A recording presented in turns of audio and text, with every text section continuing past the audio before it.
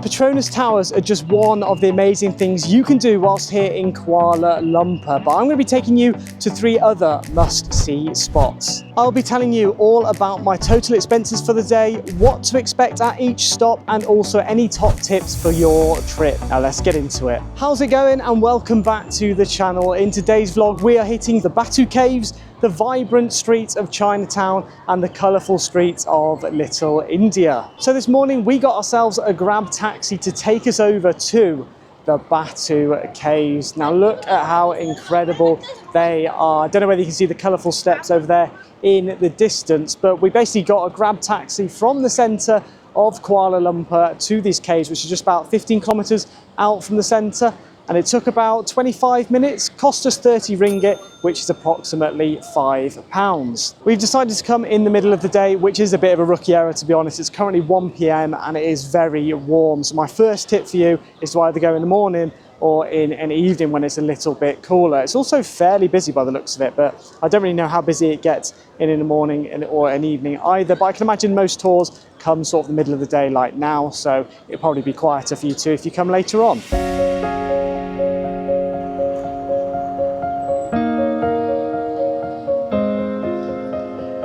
So there are actually 3 main caves. You've got Temple Cave, which you can see right in front of us with the colourful steps. There's exactly 272 steps to actually get up there. You've also got the Dark Cave, which is actually closed for conservation, but is actually known for its very rare species. And then the Ramayana Cave, which has many murals telling the story of Rama. But the first thing I have noticed is there are hundreds of pigeons. So if you're not a pigeon or bird person, then stay away from the centre here because there are hundreds.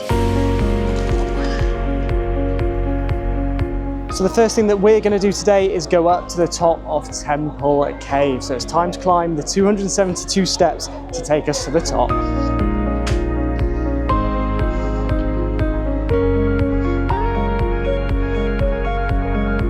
The first great thing to know too is that the Temple Cave is actually free to enter. So I suppose you're rewarded there for climbing the 272 steps. And it is also good to see that Beth has come to join us on our climb. Here she is. So as you're climbing up to the top, there are hundreds of monkeys just climbing up to the top too. I guess they're hunting for food, hoping that someone's got a snack to give them, like a banana or something. But yeah, don't feed them unless you want to get attacked. I've heard about some horror stories of people being bitten by the monkeys. Also, as you're climbing up, make sure to turn around as you get incredible views of Kuala Lumpur. I suppose that if you go down the same way, then you'll see it on the way down anyway. So it's taken us around 5 to 10 minutes, but we've made it to the top of Temple Cave. That does look incredible, I have to say. And it is nice and cool now as well, because we're in the shade from the cave, which is nice. So we'll go and take a look inside now. It is quite busy, but it's not like claustrophobic busy. But it takes you about sort of 10 minutes to go up. If you're not quite as fit, maybe sort of 15, 20 minutes. And if you're fitter than me, maybe you can get up in 5. But there's quite a lot of people in front of you, so you have to sort of stop, start a bit. Wow, I thought the caves in Khao Sot were amazing, but take a look at this one. Look at that, looks incredible. It's huge too. Lots of water dripping down, so I don't know where that's coming from. Maybe it's like a waterfall or something up there. There's a flow of water, but it is quite nice and cooling when you're in the cave because it has been boiling walking up to the top to begin with. But it looks like it's another section a bit further on, and maybe like a Buddhist temple over there which you can go in, so I'll have to do a little bit of research on it. This cave was actually formed over 400 million years ago. How someone knows that, I have no idea. Do I believe them? Maybe not. But here is the Sri Velayatha Temple. Probably said that completely incorrect, but it's basically like a shrine within the cave. It looks amazing, I have to say. If you want to go inside, you have to take your shoes off, so I'm not going to bother going inside today because I don't want to get my feet wet.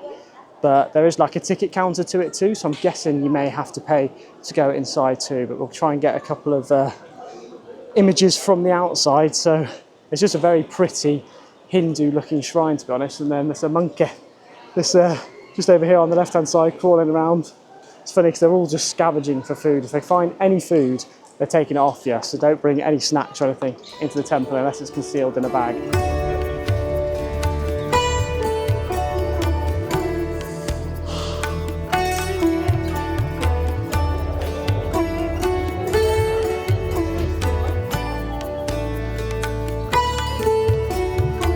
So there's now a second set of stairs, which is taking us up to there, the Sri Valley Divyani Murugan. No idea what that means or if I said it correctly. But let's have a look at what this is like. So this again looks really cool, and I have to say, I definitely recommend coming here because look at this. It's insane. I'm guessing a lot of like the statues and figures are basically telling a story, but obviously I don't really know about any of the stories, so I can't tell you much about it.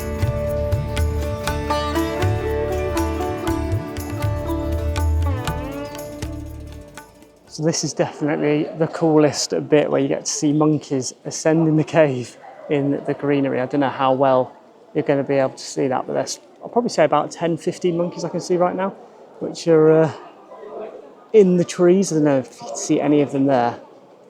But yeah, they're amazing. I have to say, I love it.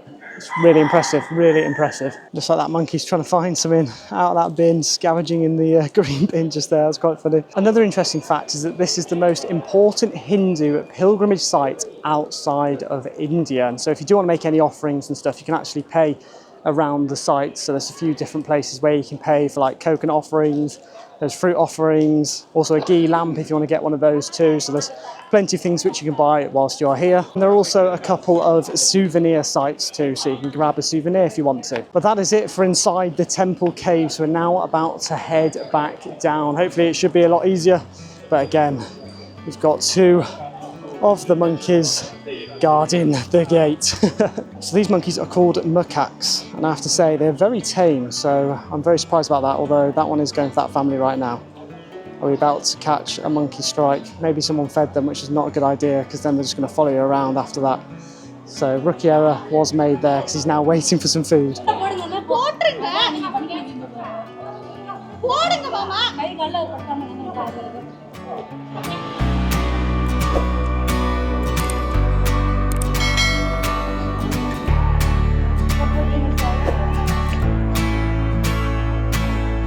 Look at that little baby monkey climbing up.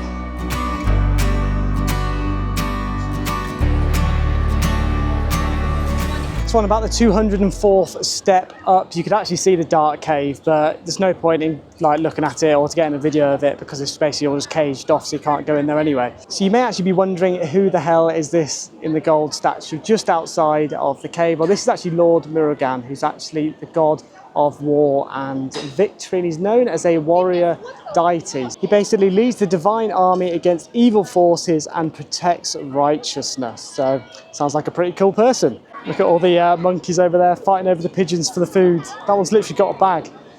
It's like eating popcorn. He's trying to tip it into his mouth. Look at that. Although that is bad, people leaving plastic bags on the floor, let's be honest. Because that monkey could easily die, suffocate, if he gets his head caught in that bag. By the looks of it, there are also two temples either side of the cave. So you've got this one over here, which looks closed, so I don't think you can actually go into that one. And then they've got this one on the left here, which I've seen a few people go in the far left corner, sort of just over there if you do want to go in, but you have to take your shoes off if you do. So we're not going to go inside, but I might get a couple of videos from the outside to see how cool it looks. By the looks of it, over here, there's actually the cave entrance, which is an art gallery.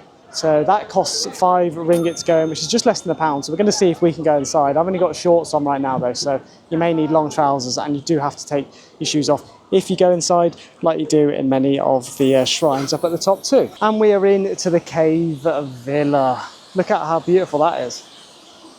I have to say, it's definitely worth it. It's just less than £1, so you might as well. And there's loads of koi fish down there too, swimming around. There's hundreds of fish, to be fair. I didn't think there'd be that many in there. One thing that has annoyed me a little bit is I've seen quite a lot of people like buying bananas to give to the monkeys, which is fine, but then they're throwing like the bag on the floor with the bananas, so there's just basically loads of carrier bags all around the place. But people are clearing them up, so that's good. But some people just a bit annoying, aren't they? Beautiful little waterfall there too, with some flamingos. Cool little water feature in the water over there. I'll have to go take a look at that. Look at that, there's a little turtle in there too. Look at how cute he is, just swimming around. I don't think there'll be turtles in here, but there are obviously. Turtles are cool, let's be honest.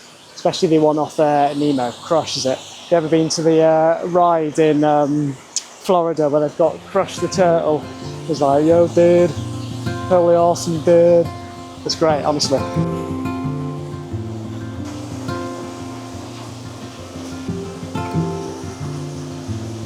Oh my word, look at the size of that fish. Jesus, that could feed an army, that. Bloody hell, that's huge. We found the little house for the turtles too. You can see them both, two on that left-hand side. They must just chill on that rock, and the other one's just gone for a quick leisurely swim around the place. But I don't know how big this place is. Seems fairly big.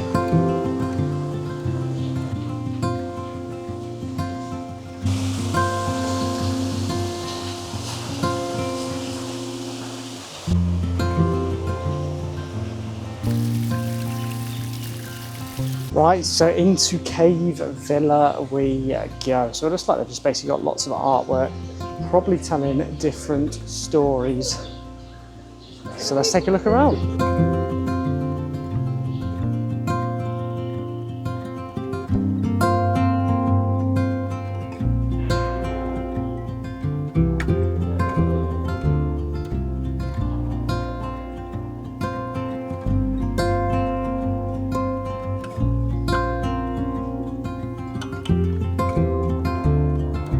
There are basically just hundreds of stories all around the cave. It's pretty cool, to be honest, but I can't read most of it, which isn't ideal. They do have a couple of translations every so often, so I don't really know what's going on, to be honest, but just to see inside here is pretty cool. And now we're heading into the Cave of Reptiles. I didn't actually know this was a thing before coming, so it'd be quite cool to see it. It obviously says to not feed them or spit at them and stuff like that. Don't know who's going to want to do that, but let's have a look. So you're not actually allowed to take any videos or photos whilst you are in there, but I have to say there were some amazing animals in there. Huge turtles, massive albino snakes and normal snakes too. It kind of reminded me of, do you know, the Harry Potter scene where, in the first one, I forgot what his name is, where he falls into the snake pit. They were that big, honestly. It was very, very scary. But there were also massive tarantulas, bearded dragons, lizards. There was loads of stuff in there, so I definitely recommend going in there. But it did look a little bit unsafe in terms of, I don't know how they're managing to keep all the animals in the enclosures, because some of them were like pretty much open. So that was pretty scary. And you can also actually get a photo with the snake if you want to, but you do have to pay for that. I didn't actually see how much, to be honest, but I was fine staying away from it. They also do shows by the looks of it too. So the next one's at 2:30 p.m. It's currently 2:09, so probably don't have time, unfortunately, to go and see that show. But there's actually a cave just off to the left from the villa we were just in. I've just seen this peacock statue, and look what's just come out from underneath, the peacock himself. There's some cool ones over there too, I have to say.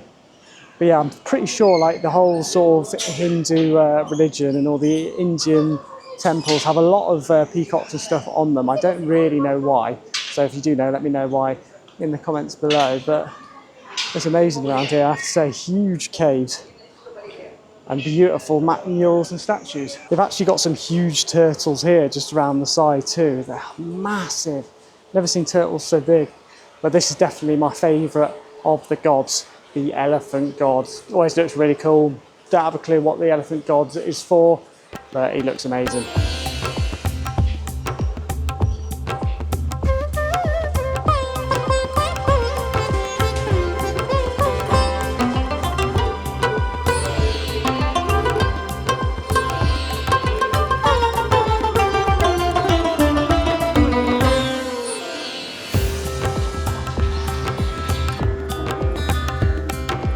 So I don't know if you've just seen that, but there was actually a really cool animal section where there's like geese, guinea pigs, bunny rabbits, and lots of other things like dogs as well. But it was a little bit cruel on them. There's quite small cages for them, but it was really cool to see all of them. But now we have decided to sit down, have a break, and watch a bit of the show. I don't know how long it is, but we'll have to see. It starts in 10 minutes. So yeah, see if it's any good or not.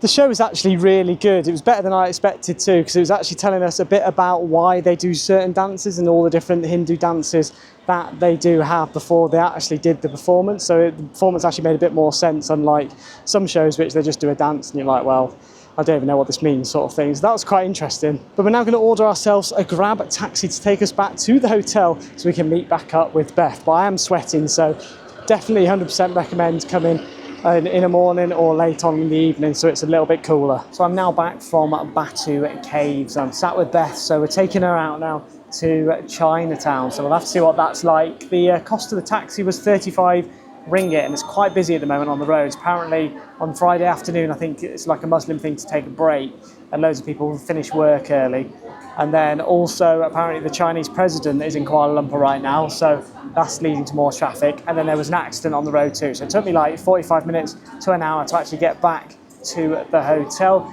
But good start, Batu Caves, really enjoyed it, definitely recommend going. More animals than I thought too, so I definitely recommend going to see all of those. But now we have ordered a second grab taxi, which is coming in about 17 minutes, which is going to take us to Chinatown. So we've just been dropped off by our taxi into Chinatown. But before we actually go around and explore, we need to get some food because I am starving right now. It's 3:15 and all I've had is breakfast. So we've come to this beef noodles restaurant called Sheppey Beef Noodles. Best basically seen that someone said that it's meant to be really good, so let's go get some food. So inside it's a bit of like a cafeteria vibe, but what's quite funny is that we've had a look around and it also says like Michelin stars. There's also trip.com gourmet, it's got silver, so it's quite highly recommended. And Beth actually was saying that she actually found it from a local who recommended coming to this place. But for food, we have ordered what is called the dry hor fun. No idea how you pronounce that, so I'm hoping I pronounced that correctly, but it's basically like a flat noodles with a soy sort of sauce there, which looks really nice.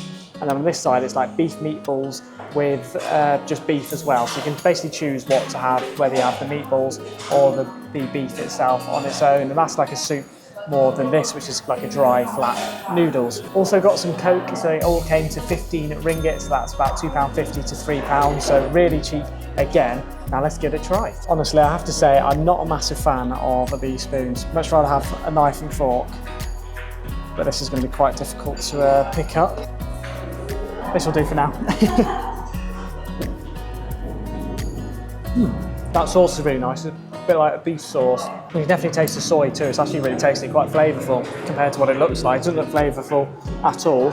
And now let's try one of these meatballs. I've got to say, they don't look that appetising.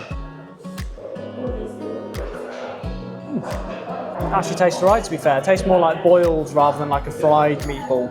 But yeah, it's okay. So I probably have given the food about a 7 out of 10, so we'll have to compare that to the Little India food. But I'm not a massive fan of noodles anyway.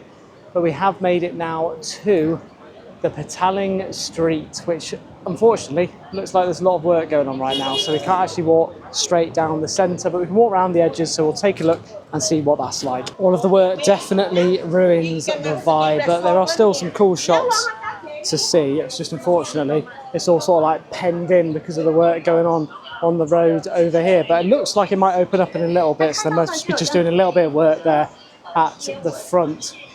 So yeah, here's the main section now that we're gonna go into, with lots of like street market by the looks of it. So they've got like bags, food here on the left hand side. Also got designer brands over there, got football tops and stuff, so it seems to have everything. This looks 10 times better than it did previously.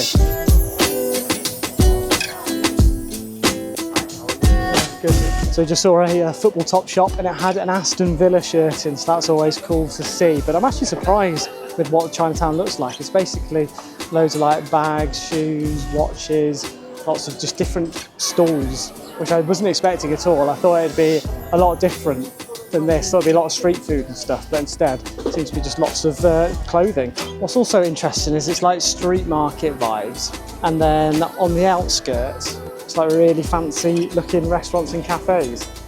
So it's like quite a funny vibe to it, but it's also really cool. Again, more fake stuff. You've got fake headphones, you've then got Calvin Klein boxes, Balenciaga boxes, Tommy Hilfiger, all the fake shoes. It's a great place if you want to come shopping, I have to say. Loads of fake stuff.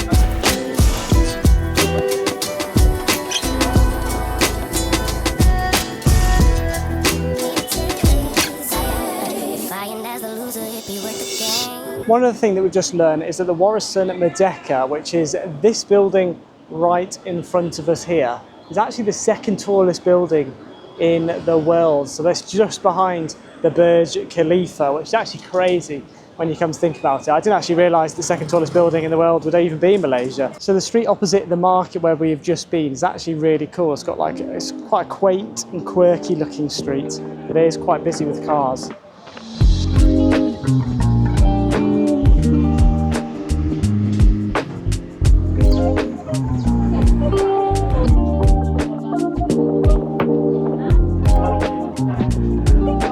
So we've just been walking down this back alley and we've come across this Kwai Chai Hong, which is really cool. It's like all Chinese decoration, but look at that.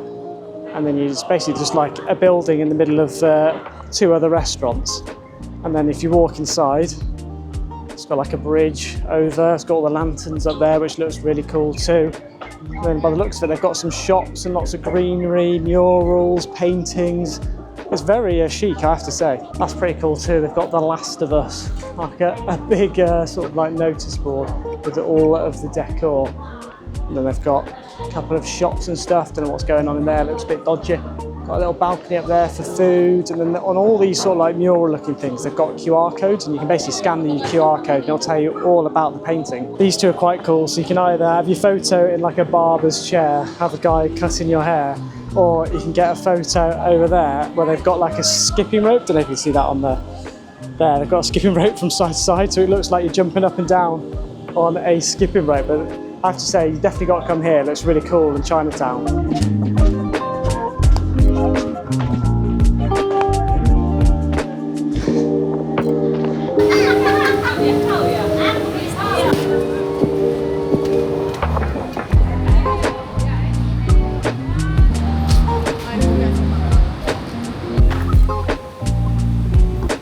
So it's just started to tip it down, which isn't ideal. It's gone quite warm too, so I can imagine there is a storm on its way, but we've got an umbrella, which is good. And we're now going to head over to the central market. But we were saying it's probably one of the best Chinatowns which we've been to, because it's not just traditional Chinese, it's also got quite modern stuff too. So for us Westerners that like a little bit of modern, it's actually really good. It should be about an 8-minute walk, but fingers crossed it should all be undercover in the central market, and then hopefully it'll die down before we go to Little India. It is a shame that we are travelling around though, otherwise we would have done way more shopping in the market because there was so much stuff there. But at the end of the trip we are going back to Hoi An, so hopefully we'll be able to get a lot of stuff there. So when we just walked out of Chinatown, we've actually noticed there's this thing called Katsuri Walk, which is also next to Central Markets. We're going to check all these things out too. This is what I love about traveling. You just sort of end up walking down a street and then you're like, oh, this looks sick, let's go and have a look at this. So it looks like another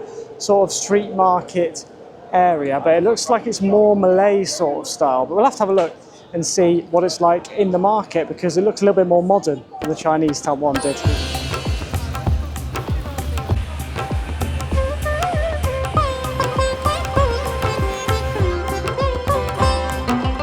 I definitely prefer it down here. I really like the markets down here. Everything's like really modern, and look at how good these desserts look. This is the real reason that I prefer it down here. I'm not going to have one, but these all look incredible. And there's also some other stuff down here, some cookies by the looks of it. You've got chocolate cookies, normal cookies, Miko cookies, and then they've got small street food and other food places. But there's also shops on the opposite side which look really nice too. I don't know, I've lost Beth now, so as soon as you take Beth shopping, you don't know where she goes. She's gone somewhere else, don't know where. And then next up is the main market, the Central Market, since 1888, so it's been going for quite a long time. Thankfully, it is all indoor too, so we'll go take a look inside.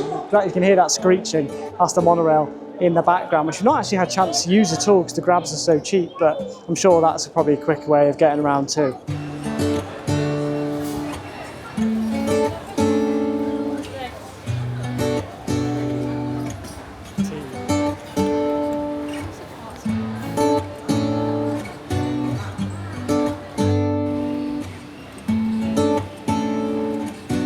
So in the Central Market there are a lot more shops, but they're more like sort of high street shops rather than stands, although they do have a few nice little stands in the centre. But it is really cool. I have to say the shopping in Kuala Lumpur is a lot better than I thought it was going to be, and everything's really cheap too. So even in the big shops and the high street looking shops, there's cheap in there too, but there's not much real stuff around here. It's mostly fake. One of the perks though from being in the central market is that it is air conditioned, so that's quite nice because it is quite warm outside. But we're now going to see if we can find somewhere to go and grab a drink because we're both getting quite thirsty. Our legs are aching too, which isn't ideal for the park run tomorrow. So instead, we're going to try and find somewhere where there's like cake, ice cream or something too, so I can have a snack. So for our quick stop off, we've gone to Pasar Besar, which is in this central market. It's quite like a fancy little cafe, and we've ordered ourselves a couple of drinks and a chocolate donut. That looks incredible, let's be honest. But I did order myself, which I've never had before, a house boom, and it's like blackcurrant flavour. It's quite strong blackcurrant too, but that actually tastes really good. And now we'll try some of this donut. I'm annoyed because I wanted like a vanilla donut, but unfortunately I only had the chocolate one. That's nice. It's still warm too, or they've warmed it up, so that tastes incredible. And now we're on to our final destination, Little India. So we've had to book another Grab taxi to take us there. So that's 17.5 ringgit down at the drain, which is another about £3. And it should take us about 10 to 15 minutes to get there. But look at that view right now that we've got in front of us. We've got the second tallest building in the world. Got some cool little mural going on in that building too. And then the metro's over on this side past Beth. So that goes down along there. It's giving sort of like American New York City vibes a little bit. So we've just been dropped off in the area of Little India. So we're going to go for food first. We thought we'd go for a traditional Indian Punjabi rasoi. So hopefully we should have a nice meal. And our food has arrived. It looks delicious too. So I've got the butter chicken curry with Kashmiri naan bread. And then Beth has got a very tasty steamed rice with a roti. So look at how incredible Beth's meal is. We'll give it a try right now. We'll start off with the Kashmiri naan. We're going to dip it into the butter chicken curry. And it's apparently the signature dish, so I had to have this one. I couldn't have any of the other spicy ones. I had to have the butter chicken. That was nice. I have to say, I probably prefer the food from here than I did in Chinatown. So we're now walking down Little India Street. They've just turned the music up for some reason, but it looks pretty cool, I have to say. It's not quite as fancy, well not fancy, but it's not quite as vibrant as the Chinatown was. It's more sort of just like a normal high street with a bit of like an Indian taste to it. But it's still got lots of nice shops, lots of nice restaurants too, and I have to say the food was much better than the Chinese.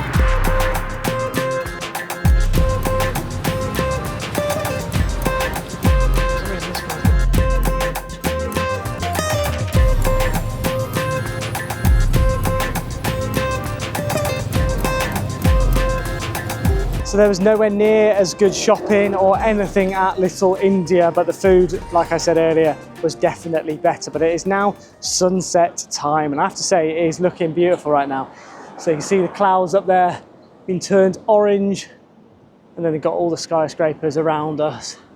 And you can see the golden sun setting over there in the distance. It'd be quite cool to have seen it from like one of the taller buildings, but we're not really going to be going up the tall building today. Maybe if you went up the Petronas Towers during sunset, that would look pretty good, but it's usually sold out, so you need to make sure you book that one in advance. And that is it for Little India. So I have to say, it's probably called extra small India. There wasn't really much to it, but if you want to get some food, go there. My recommendation would be go do some shopping at Chinatown and the central market area, then get a taxi to Little India later on for food, unless you love Chinese food, and then obviously go to Chinatown for food. But now we're going to head back to the hotel. So we've booked a Grab taxi, which is going to take us back. It's going to take around 25 minutes, and then we're actually going to be moving on to a second hotel, which is very close to the park run tomorrow. So I'll show you around that.